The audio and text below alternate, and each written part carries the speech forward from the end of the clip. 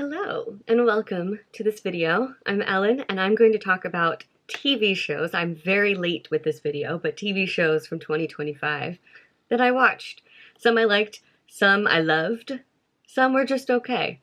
But we're going to talk about them here, and in honor of TV shows, I'm wearing probably my favorite television show themed sweatshirt. It's a Stranger Things sweatshirt. I have literally been wearing this every day for, I want to say 3 weeks now. I love it. I'm obsessed with it. So for total, I think I watched about like 29 television shows, but my stats are also going to include like every season of those shows that I watched. So with having the seasons of the shows separated from each other, it's like 44, and that's what the stats are going to show. But if we're combining seasons and just talk about shows, it was 29 shows. I hope my explanation made sense. But here is the breakdown of the shows that I watched by month. My best month was definitely June with 7, and my worst was a tie between February and October. I only watched one show, but it's very sporadic when I watch television shows. Some months I focus more on movies and books. Some months, like June, I tried to focus on TV shows. Where did I watch all these TV shows? So many different locations. The most was Hulu, as well as Netflix. There was also Watcher, YouTube, Dropout, Hallmark, Disney, HBO, Prime, Apple, and Paramount. I pretty much watch something on everything. Now, genre is really shocking for me because I typically don't like reality TV, but apparently that was the most that I watched this year. So I guess maybe there is some reality TV shows that I like. But then there's also drama, romance, and comedy, and a couple of others. So I watched a total of like 7 different genres. And then my ratings. I thankfully didn't have any shows that I disliked this year, which, if you want to know, this is how I rate my TV shows. It's very different from the movies and the books. I don't do a star rating. It feels weird doing a star rating for some reason for me. So instead, I just break it up into love, like, really like, and dislike. But I didn't have anything that I disliked. And most of them were really like. So I think overall this was a pretty good television year for me. Okay, now let's actually talk about the television shows that I watched and my thoughts on them. And we're going to go in order. I don't think we're going to go in order specifically from like least liked to most liked, but I'm going to start talking about my likes, and then I'm going to talk about my really likes, and then we'll end with talking about all of my loves. There's no real particular order to this. I just got to remind you, it doesn't mean that this is like my least favorite of the year. I'm not doing that. I'm just talking them in order, I guess, from when I watched them. But starting with the likes, and the first of my likes on my list is Puppet History. I watched seasons 5 and 6 this year. I still need to watch season 7, and then I think 8, or is 8 coming out this year?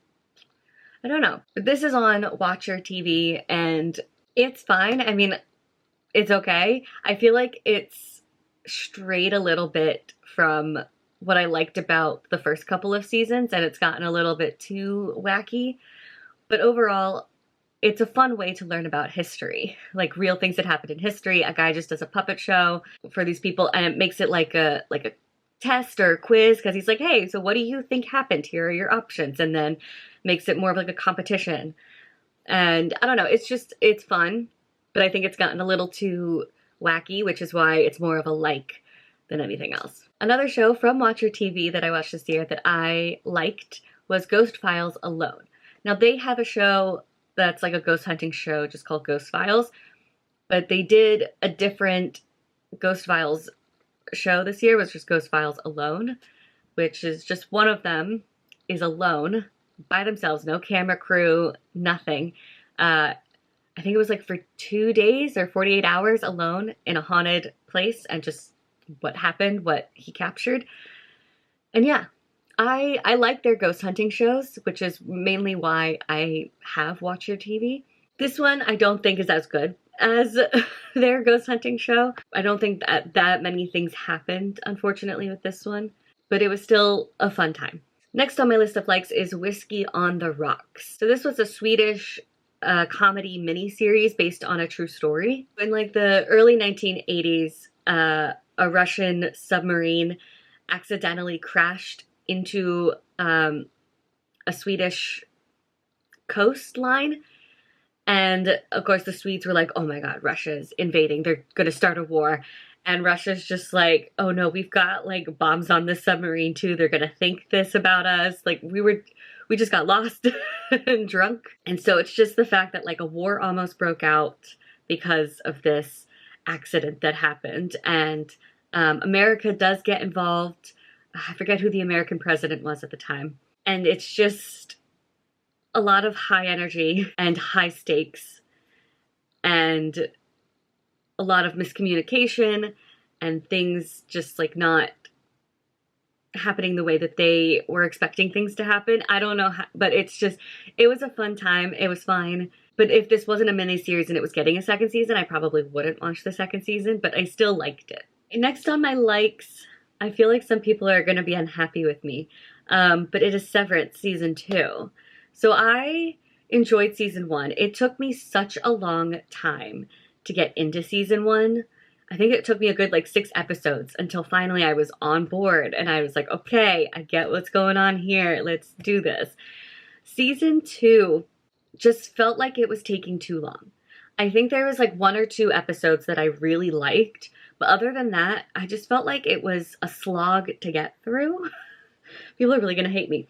I still like this show and I'm still going to watch season 3, but I just feel like there was a lot of unnecessary things that happened and a lot of things that just took way too long to explain. Like there was one whole episode I feel like just could have been summed up in like 2 scenes and it bugged me. Yeah, I just feel like this season was unnecessarily too long. Next is Ghost Files, the actual ghost hunting show on Watch Your TV. I watched seasons 4 and 5 this year. I wish I could say I really liked them because I normally really like these shows and these episodes. But I don't understand why they broke up these seasons like this. I feel like this could have just been 1 season because it was like season 4 had 4 episodes. Season 5 had 4 episodes. Why not put them together? 8 episodes, 1 season. That really bugged me, and I think it's why it's a like and not a really like. I do like ghost hunting shows. I find them fun. And what I really like about this show in particular with ghost hunting is that you have one who is a believer, one who is a skeptic. But I think at this point on, the skeptic is just getting bored. Honestly, Shane is seeming like he is just tired of being there at this point, which is a little frustrating to watch just as a believer. But it's still funny. I like their banter with each other back and forth. And I don't know, these 2 guys are just really funny and they make the show funny when it could be scary. Next on my likes is Very Important People season 2. This is a very fun show that involves a lot of improv. We have Vic Michaelis, who is interviewing very important people, but neither her nor the person who she's interviewing knows like what's going to happen in a sense. So these people she's interviewing, they're actors, they're improv actors who get dressed up. They don't know what they're going to look like. They're in the process, like in the chair of getting all the makeup and costumes and everything on. Their eyes are closed. They don't know anything. And then all of a sudden, curtains drawn, there's a mirror, they see themselves for the first time, and they have like 10 minutes to create a character. And then Vic interviews that character. And it's all improv. No one knows what's going to happen. It's very funny at times. So that's why I enjoy this show, just because I'm also a fan of all of these actors that they have on the show. This season was fun, but I still think I enjoyed the first season more. And I am currently watching the 3rd season. And so far, I think the 3rd season's my favorite. But I just love how, like, crazy it gets sometimes. Next on my likes is My Lady's Companion. This is a Spanish romantic comedy historical fiction show that I was really interested in when I saw the trailer because it gave me, like, you know, a Spanish Bridgerton in a sense. But I think it was a little bit of a letdown for me. Like, I still enjoyed it, but I think I had too high expectations for it. So we have this woman who was hired to be a lady's companion for this girl. And this girl is, her task is basically to get married. She's got to find someone to get married, and the lady's companion is there to kind of help her and chaperone her and all this stuff. And this girl is really liking this one guy and wants to marry this one guy. But guess what? The lady's companion and that guy kind of having a thing. And it was hot and steamy and sexy at times and funny at other times, so I liked it. It just wasn't like an absolute favorite. Next is North by North, which was fun. I didn't mind watching it the first time around, but I did hear there's going to be a second season, but I might just skip it because it was just like, it was fine. It was okay. But we're following a woman who just went through a very public divorce with her husband within this small town community that she lives in. I can't remember if it's in Alaska or if it's in Antarctica, but I feel like it's Alaska. And so now she's dealing with being a single parent and getting a new job, trying to co-parent, trying to deal with the community being upset with her for divorcing her husband. Like, why would you ever divorce this man? He's wonderful. And like, he's not wonderful. Yeah, and also just maybe trying to find new love and trying to find who she is now without her husband around. And yeah, I liked it. The next like on my list is Parlor Room. This was just pretty much a television show where people were playing board games and eating snacks. So like, it was enjoyable, but it's never gonna be more. It's never gonna be something that I'm like really looking forward to watching. It's just a bunch of people playing board games. So it was fun. It was fine, but it's all it'll ever be. Now this is gonna be interesting. My next like is The Summer I Turned Pretty Season 3. I watched The Summer I Turned Pretty for the first time this year. I did watch the first 2 seasons, but they were not likes. We'll get to those. Season 3 was a like. I guess maybe I'll have to talk about them all. So basically, season 1, season 2, I really liked. I liked the drama and whatnot. Season 3 was just, I don't know, it felt like a letdown to me. And I don't know, it got to a point where like my friend and I were watching this together and we were just like hate watching it. And I feel like if it wasn't for her, I might have disliked the show and not continued with it. But like us watching it together made it more enjoyable. I don't know, I wasn't really liking any of the guys. They were fine. But ultimately, I think looking back on it, I mean, I just picked a guy because I had to pick a guy. Like, you know, you gotta pick a guy. But if I'm picking a guy, it's Cam Cameron. And they did my boy Cam Cameron so dirty. And I don't appreciate it. But I really liked Steven. I really liked Taylor. Not so much in the beginning. I liked Taylor more season 2, season 3. But yeah, season 3 was a letdown for me because I did actually really enjoy the first 2 seasons. And then, yeah, season 3 just was a letdown. But this was essentially a teen romance show about this girl in a love triangle with 2 brothers. Belly pissed me off. Belly pissed my friend and I off so much. She just was like making all the wrong decisions. And we were just like, don't go with any of them. Just don't choose any of those boys. Go with Cam Cameron. I'm still so mad that like they tried to make it seem like Cam Cameron, like, yes, he's perfect, but he's just not for her. It's like, no, he's better than both Conrad and Jeremiah combined. I'm sorry, but he is. Cam Cameron deserved way better. And that's my take on The Summer I Turned Pretty. My next like is The Amazing Race, season 38. I go on and off with this show. Sometimes I watch it, sometimes I don't. I feel like most of the time I don't, but I really got into it again this year. I was like, I want to get back into The Amazing Race because I do like this show. I enjoy watching it, but I think for me, the reason it's a like and not a really like is just because I'm a little disappointed with the finale. I wanted Tucker and Eric to win. I really thought they were the best team all around. But with them not in the finals, I was like, okay, fine. Then I want Izzy and Paige to win. No. And yes, I am happy that Jazz and Jag won. I thought they were also a very good team.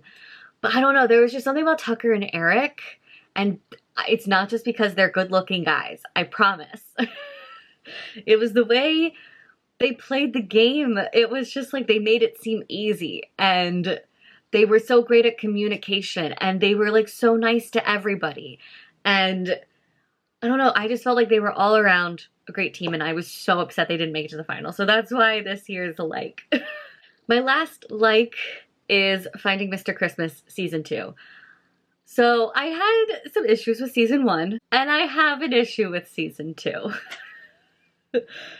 But yet there is something about this show that I want to come back for more. So Finding Mr. Christmas is a Hallmark television show where they're trying to find the next leading man for the Hallmark Christmas movies. And Season 1 I really enjoyed, but hated the winner. I did not like who they chose as the winner, and his movie was like one of the worst I've ever seen. Season 2, really liked, ended up liking who they chose in the end. Wasn't my number one. My number ones were Davy and Rustin. But I get why Davy was taken out. Like, he was struggling in that episode. But still, Craig, I liked Craig. I was happy with Craig. But the whole point of Finding Mr. Christmas is to find the leading man for a Hallmark Christmas movie. He did not win a leading man role. He won a side character that's just playing a dumb brother role. So it's just like, what the hell are we doing here? What was the whole point of this whole season? So this would have been a really like if it wasn't for the producers of the show, I guess, lying to its audience, saying they're winning a leading man role. I'm not happy with that at all. So Season 3, if it's gonna happen, I need you to actually give me a man who's going to play a leading man role and have it be someone good. That's all I ask. Now it's time for my really likes. And first I have on my list of really likes, again, not in a specific order. I am just going through the order in which I watched them, apparently. But first I have XO Kitty Season 2. I loved Season 1. Absolutely loved Season 1. Season 2, not as great as Season 1, but still very enjoyable. I'm having a fun time with this show. I'm excited for Season 3 because I think Season 3 is happening. But we're just following Kitty again at her South Korean school and all the drama, romance, and stuff that occurs. And I'm so excited for her to get with Minho! Ah! Okay. I think this is what the whole fandom wants, is for her to be with Minho. And it's looking like it's gonna happen. And I'm so excited. Next one I really like is Taskmaster New Zealand. This is my first time watching a Taskmaster show. So I watched seasons 1 through 4. I'm still in the middle of season 5. But I'm really liking this show. It's funny. I picked New Zealand to start with because I think it had the least amount of seasons. But it also has, I think, my favorite Taskmaster assistant. I love Paul Williams so much. But this was a British show that then also went to Australia and New Zealand. It came to America for one season, which I had no idea about. America did not market it at all. So that's why it didn't do well. This is a show where there's a taskmaster and he gives these 5 comedians tasks. Every episode there's like tasks that they have to do and they have to accomplish them. And he will be the decider most of the time of who wins said task. But all of these tasks are just like really weird, really out there. And it's just really funny trying to see these comedians figure out the rules of the task, figure out how to win the task, how to even do the task. And yeah, and the taskmaster has an assistant who sometimes helps out with the tasks. And it's very funny, especially because you're having comedians do these things. So I really liked it, and I want to continue watching some more Taskmaster for 2026. Another really like, Make Some Noise, Season 3. I really enjoyed this show. I think this is, every year this is a really like. I'm currently watching the new season right now. And again, Make Some Noise is just with comedians and improv people. They're given a prompt and they have to act out that prompt as best they can. And in the end, there's a winner of who did the best. And it's just really funny stuff. And it's also really creative, a lot of the like prompts that they're given. And it's just a really great, I feel like, exercise for these improv comedians. And I highly recommend giving it a go. Another really like is The Studio, Season 1. This, I believe, has also just won a Golden Globe for Best Comedy of the Year. That's totally fine. It wasn't a love for me, but I really liked it. And I'm happy and excited for Season 2. But this is Seth Rogen's show where we're following, I guess, like a head time producer. I forget what his role is, but he's like the head of a production company, and they're coming out with movies and and like other stuff, and they're trying, and it's just like the behind the scenes of these head executives coming out with these movies and filming them, marketing them, all that stuff, talking with the actors, talking with the directors. And there's a ton of cameos in this show. And it is very funny. And there's also a lot of really like creative film elements that they've put into the show, which I really enjoyed. I think my favorite was, I forget what episode it was, but there's an episode where Seth Rogen is visiting the set of a movie that's being filmed from his production company. And the shot that they're doing that day is a one take shot that they're trying to like do. And the entire episode is in one take. It's incredible and so impressive. Yeah, so like each episode I feel like has a different theme or a different film element to it that makes it really unique and interesting. So highly recommend this show. Next is Ghosts Season 4. I don't really have much to say, if I'm being honest. This is just always a show that I really like and I look forward to. Very fun sitcom about this girl who sees ghosts. And honestly, I could watch this show for like 20 more seasons and still really enjoy it. So I don't know if it'll ever make it to love, but it's always very fun and enjoyable to watch. Next is You, Season 5, which is the final season.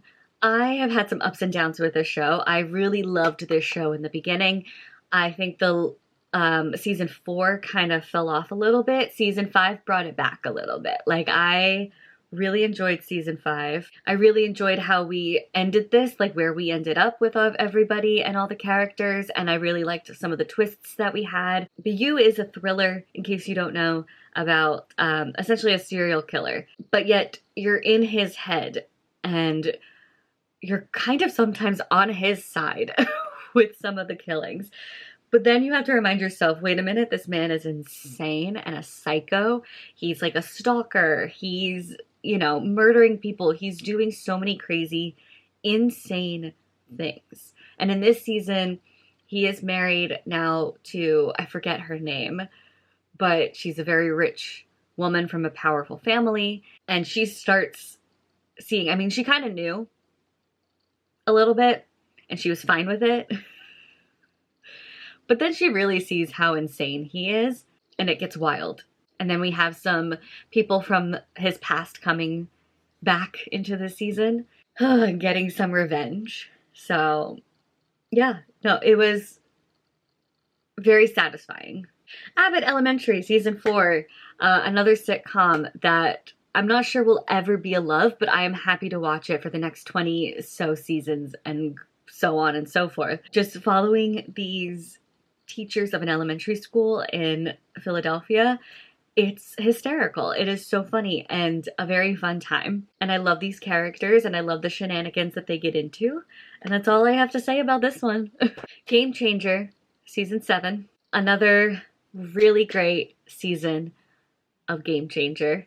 Not my favorite season, but a really great one. So this is a game show where we again have some like improv comedians competing, but they don't know what game they're playing. The game changes every single episode, and they just kind of have to figure it out as they play. And it's very fun and incredibly creative. I enjoyed a lot of the episodes for this season. Okay, I think let me go through my favorite episodes and my favorite games for this season. So I loved the first 3 episodes. That was like the U Olympics, the Ernest, and the one that like took a year to play. I also loved Roulette. That one went so wild and crazy. And I loved the finale, Samalama Ding Dong, where it got flipped on its head and the host of the show got tricked into playing a game and having to escape an escape room.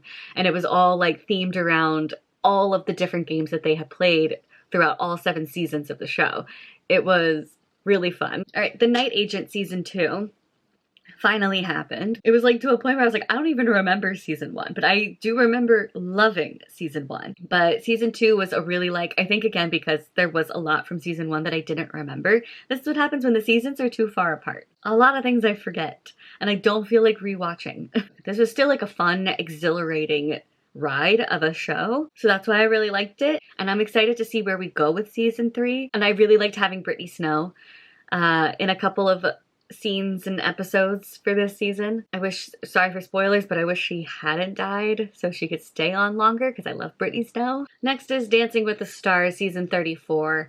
I took quite a long break from Dancing with the Stars. I started back up last year a little bit with the previous season, but 2025, I went full in, back on it. We're back in the Dancing with the Stars watching experience. I think I took a break because I was really mad at the show for firing Tom Bergeron with like no real reason as to why they fired him, because he's the best and I love him. So I didn't watch for the longest time because of that. But I do like Alfonso. And I was really excited for a bunch of the stars for this season. So that's why I decided to like go full in, head on. We're watching the whole thing. And it just took me back. I was like, I remember why I love this show now. So we're probably going to be watching Dancing with the Stars again some more. The Queen's Gambit was another show that I really liked. We're following a woman in the 60s, I want to say. I think it's following her from the 50s to the 60s. From when she's a kid to like in her early 20s. She's in the chess world. And of course, everyone underestimates her because she's a woman. But then they're like, oh, she's actually phenomenal at chess. Until it gets to the end and she basically is like the world champion at chess. But there were a lot of guys that screwed her over, but there's also a lot of guys that were on her side and like were helping her out. I, of course, watched this because I'm in love with Thomas Brodie Sangster, and I had been meaning to watch this for so long, so I'm finally happy that I got to watch it because I really enjoyed it. And I liked all the different like romance things that happened and all the drama that happened and the historical fictionness of it, like just seeing that time period. I'm actually surprised at how much I loved a lot of those outfits. I don't want to wear them, but I like looking at them. 12 Dates Till Christmas is another show that I really liked. This was a Hallmark Christmas television show. I did not think I was going to like this as much as I did. I kind of want a second season, but I don't think they're doing a second season. This was just meant to be like a mini series. But we have our main girl, whose character's name I can't remember, but played by Mae Whitman. She has just been unlucky in love, and so her friend signs her up for this like Christmas dating experience called the 12 Dates of Christmas. Each day leading up to Christmas, she is going on a date with someone. And they're all different types of dates. And like eventually you're supposed to, you know, find the one that you're meant to be with, like the one that you like the most and you love and you fall in love and all that stuff. And it was so fun and so romantic at times. But then you also have like her mom comes into town and she doesn't have a great relationship with her mom, so they're working on that. And then her dad is also finding love with someone. And you've got like her relationship that she has with her 2 best friends. And it was just, honestly, I really enjoyed this. I actually might want to change it to love. I would love for Hallmark to do something like this again, though, if they're not going to do a second season, to do something like this again. It just felt like a Hallmark Christmas movie, but like in a TV show format. And I love my Hallmark Christmas movies, so yes. And the last show that I really liked for the year of 2025 was Stranger Things Season 5. This show honestly has meant a lot to me throughout the years. As you can tell, I mean, I have merch from it. I even have my candle. Hold on. I have a candle right here from season 3. Scoops Ahoy. It's supposed to smell like the ice cream parlor, and it does. It does. And then I have another Stranger Things candle over there that's supposed to smell like the Squawk, aka WSQK. So like, I'm obsessed with Stranger Things. I love Stranger Things. I think the show is absolutely incredible. Season 5 wasn't a love though, unfortunately. This finale season did have a couple of plot holes and did have some things that I think let me down, or just also like logically didn't make sense. But overall, I love this show and I have such a fun time with it. And these characters mean so much to me. And I think the addition of Holly and Derek were incredible. They were so good. Normally I'm not a fan of bringing on like so many people into something like this, but they were great. I'm really happy that Vicky and Dr. Clark were finally able to be a part of the crew, especially Mr. Clark. I just called him Doctor, I don't know why. Mr. Clark. I feel like he should have been in this crew since season 1. He would have been so helpful. Yeah, and of course I was crying because I'm like really gonna miss this show, and you know, it's coming to an end. When things come to an end, I tend to cry. But I am also happy with a lot of choices that they made for some of the characters and for the show in general. But I think Stranger Things is always going to have a special place in my heart, just because of how much I love this show. Now it's time for my loves. I feel like I don't have a lot of loves, but it's also hard for me to, I feel like, love a TV show at this point. I don't know why. First on my list of loves here is School Spirit Season 2. I loved Season 1. Season 2 held up so incredibly well, and I also loved it. I'm so excited for Season 3. It's happening so soon. This show constantly, their cliffhangers, incredible. And where Season 2 has ended, which also, like, the amount of answers that we got this season, so good. But, like, the cliffhanger of Season 2 has also left me with so many questions. And I've become really attached to all of these characters. But School Spirits, I feel like I just need to describe the first season. We have a girl, Maddie. I remember her name. See, that's why I love the show. I can actually remember characters' names. Again, how do I explain things without giving away spoilers? So Maddie is a girl in high school. She doesn't know what happened to her, but all of a sudden she is in the ghost world. Like, she believes that she's been murdered, but she can't remember it, and so she's trying to solve her murder with the help of the other ghosts. But you're also seeing what's happening with the humans and like her friends and her teachers and her mom.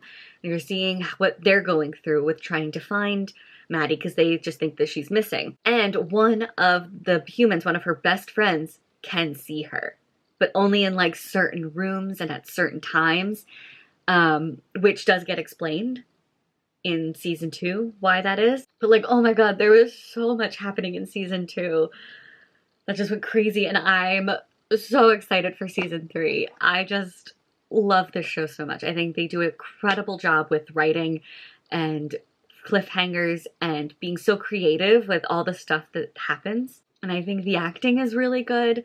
I need all of my characters to be okay. Season 3 of Love on the Spectrum. This is like the only, I think, reality dating show I will ever enjoy. I'm just not a fan of reality, like, dating shows and love shows. But Love on the Spectrum is just so wholesome and sweet, and I love it. And I don't know if there's a season 4. I need to look it up because I need there to be a season 4. I don't want this show to ever stop. I need Tanner to find love.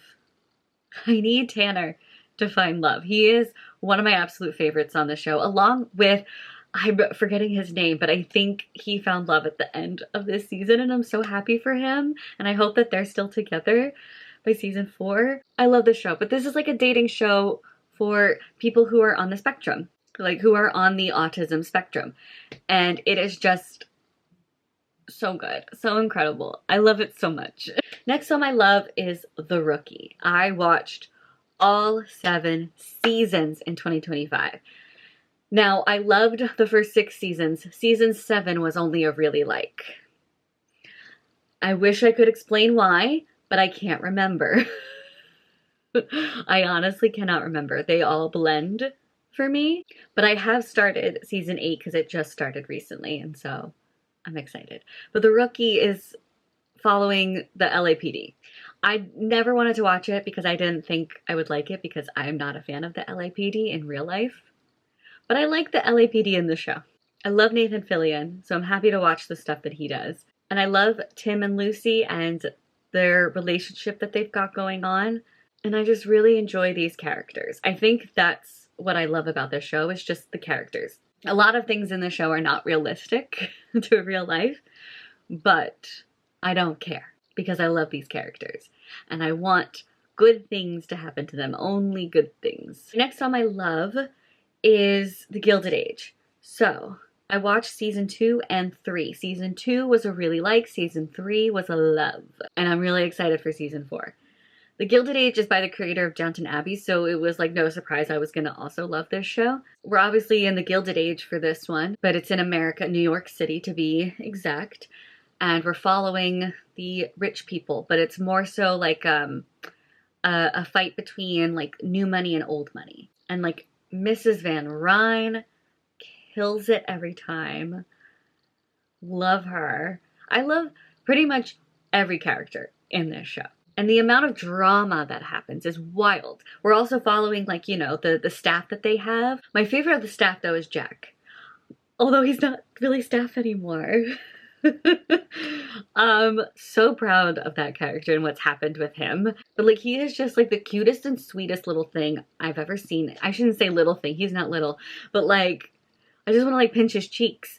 Like, he's just adorable. I hate to say it because like, I feel like he does have some flaws that need worked on, but I'm a Larry girl. He's made some decisions recently that I'm kind of like, I don't know if I can be a Larry girl anymore, but I can't help it.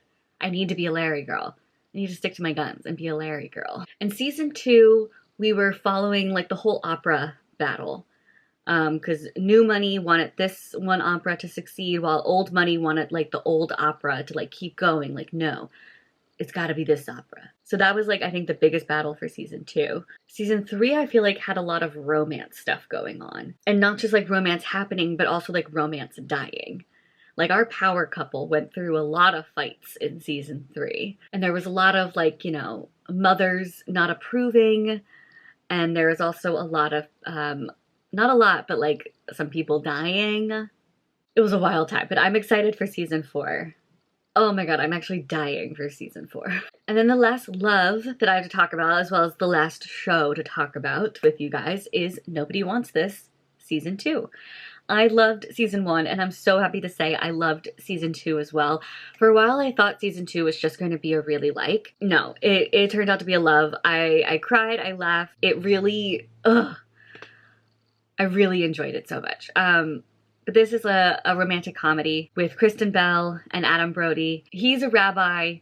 She is not Jewish at all. She doesn't have like any religious affiliation, but they really make their relationship work, and I think they've got really great communication. But like, the first season was them like creating a relationship with each other.